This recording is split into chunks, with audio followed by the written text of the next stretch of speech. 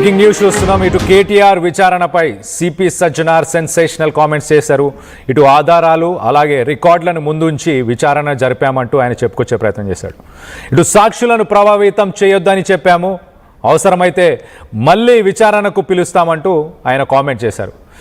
కేటీఆర్ను ఒంటరిగానే విచారించాము, ఇటు విచారణకు సంబంధించిన తప్పుడు కథనాలు ప్రచారం చేయొద్దంటూ ఇటు సజ్జనార్ రిక్వెస్ట్ చేస్తున్నారు. సో మొత్తం మీద కేటీఆర్ ఎలా స్పందించారు, కేటీఆర్ ఇటు సజ్జనార్ చేసిన క్వశ్చన్స్కి ఇటు సిట్టు వేసిన క్వశ్చన్స్కి ఆయన ఎలా స్పందించారు, మరి దానికి సంబంధించి మరింత ఇన్ఫర్మేషన్ తీసుకునే ప్రయత్నం చేద్దాం. ప్రస్తుతానికైతే ఇటు సిపి సజ్జనార్ ఆయన ఒక ప్రెస్ రిలీజ్ని కూడా రిలీజ్ చేశారు.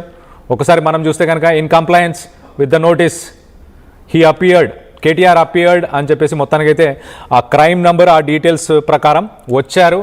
ఇటు KTR in compliance with the notice, Shri K.T. Ramarao appeared before the SIT investigation officer and was examined in detail. Relevant aspects of the case were elicited and are being analyzed with the evidence.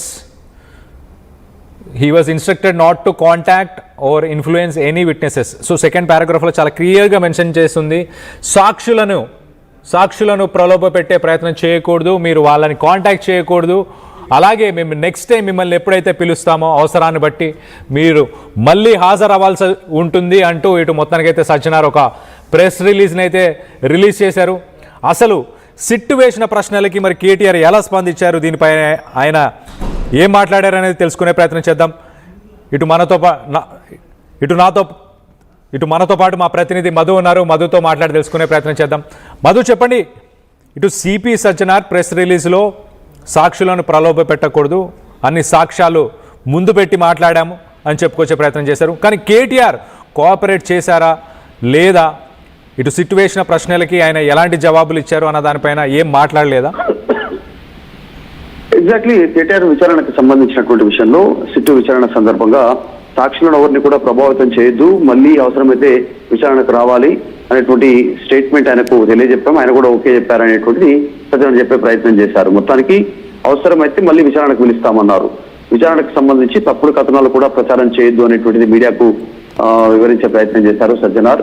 దాంట్లో కేటీఆర్ ఒక్కరినే విచారించాము, ఇంకొకరితో కలిపి విచారించాలనేటువంటి వచ్చినటువంటి వార్తలను కూడా ఆయన ఖండించారు. తప్పుడు ప్రచారం చేస్తా ఉన్నారు, తప్పుడు సమాచారం మీడియాకు లీక్ చేస్తా ఉన్నారు, వాటి విషయంలో కూడా జాగ్రత్తగా ఉండాలనేటువంటి స్టేట్మెంట్ చేశారు. అయితే నోటీస్ కి సంబంధించినటువంటి విషయంలో ఎవరైతే దర్యాప్తు చేశారో అధికారం ముందర కేటీఆర్ హాజరయ్యారు.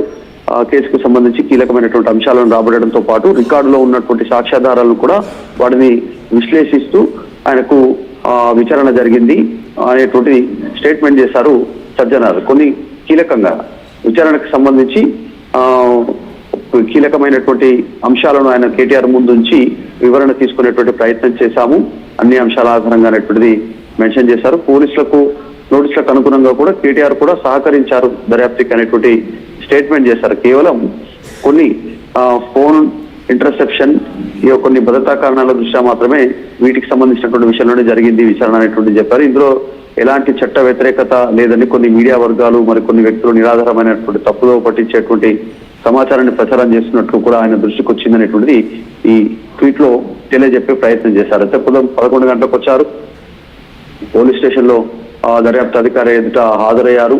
ఆయన సూచన మేరకు కేటీఆర్ దర్యాప్తులో పాల్గొన్నారు అనేటువంటి స్టేట్మెంట్ చేశారు. అయితే గతంలో హరీష్ రావు హాజరైనప్పుడుగా సజ్జనార్ ఒక ట్వీట్ చేశారు.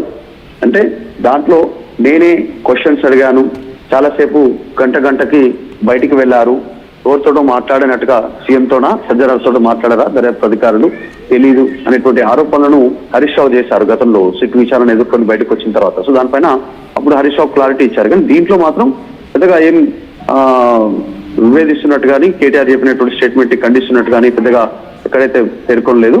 మొత్తానికి ఈ రోజు సిట్ ఎదుట కేటీఆర్ దర్యాప్తు కంప్లీట్ అయింది, తదుపరి మళ్ళీ పిలిచే అవకాశం ఉందనేటువంటిది కేటీఆర్ ఒక సూచన మాత్రం ఖచ్చితంగా చేశారు. సో ఫ్యూచర్ లో మళ్ళీ సిట్ విచారణను కేటీఆర్ ఎదుర్కొనేటువంటి అవకాశం కనిపిస్తా ఉంది చాలా స్పష్టంగా.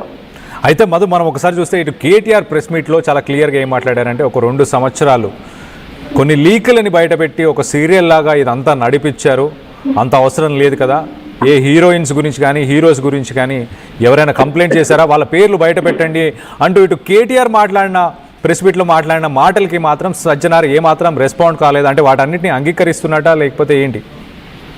ఎందుకంటే కేటీఆర్ చెప్పినటువంటి అంశాలపైన ఆయన రియాక్ట్ అయితే కాలేదు. గతంలో హరీష్ రావు అంశంలో రియాక్ట్ అయ్యారు, కానీ ఇప్పుడు కేటీఆర్ కి సంబంధించినటువంటి కేటీఆర్ ప్రెస్ మీట్ లో చెప్పినటువంటి అంశాలపైన అయితే పెద్దగా ఆయన ఎక్కడ కూడా వాటికి సంబంధించి చెప్పలేకపోయారు, ఖండించలేకపోయారు. కాకపోతే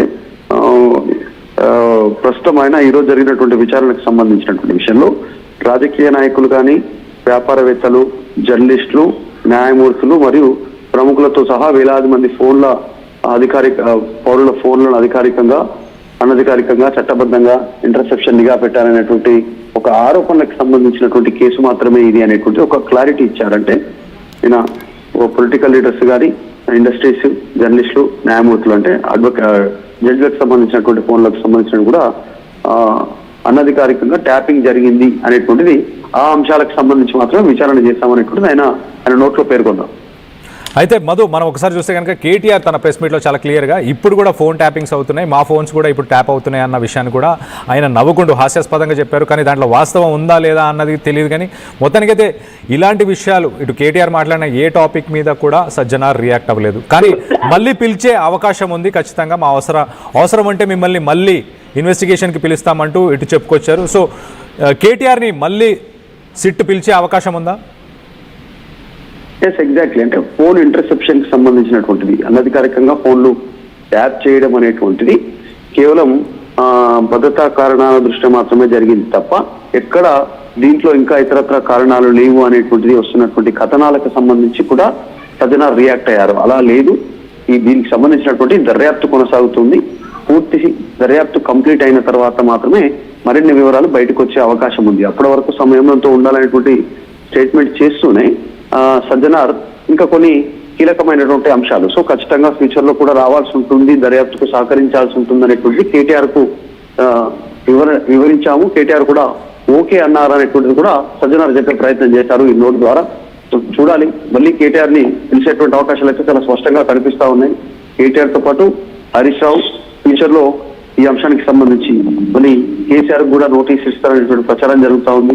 ఇంకా కొద్దిమంది సన్నిహితులు, కేసీఆర్ కి సన్నిహితంగా ఉన్నటువంటి వ్యక్తులు వారు కూడా నోటీసులు ఎదుర్కొని ఉన్నట్టుగా అయితే చర్చ అయితే చదువుతుంది. Right Madhu, thanks for the latest update. మొత్తం మీద ఇటు సజ్జనార్ సెన్సేషనల్ కామెంట్స్ అని చెప్పొచ్చు, ఇటు కేటీఆర్ మళ్ళీ విచారణకు పిలిచే అవకాశం ఉంది. కానీ కేటీఆర్ ప్రెస్ మీట్లో బీఆర్ఎస్ భవన్లో తన ప్రెస్ మీట్లో మాట్లాడిన మాటలు, వాటికి సజ్జనార్ ఏమాత్రం స్పందించలేదు. చాలా క్లియర్గా ఇటు కేటీఆర్ ఎవరైనా హీరోయిన్స్ ఎవరైనా కంప్లైంట్ చేశారా, దానికి సంబంధించి మీ దగ్గర ఆధారాలు ఉంటే చూపించండి. ఈ కేసు ఒక 2 సంవత్సరాల నుంచి చిన్నగా లీకులు బయట పెడుతూ ఒక క్యారెక్టర్ అసాసినేషన్ చేసే ప్రయత్నం సిట్ ఎందుకు చేస్తుంది? మీ దగ్గర నిజంగా ఆధారాలు ఉంటే బయట పెట్టొచ్చు కదా అంటూ ఇటు కేటీఆర్ చేసిన సెన్సేషనల్ కామెంట్స్కి ఇటు సజ్జనార్ మాత్రం రియాక్ట్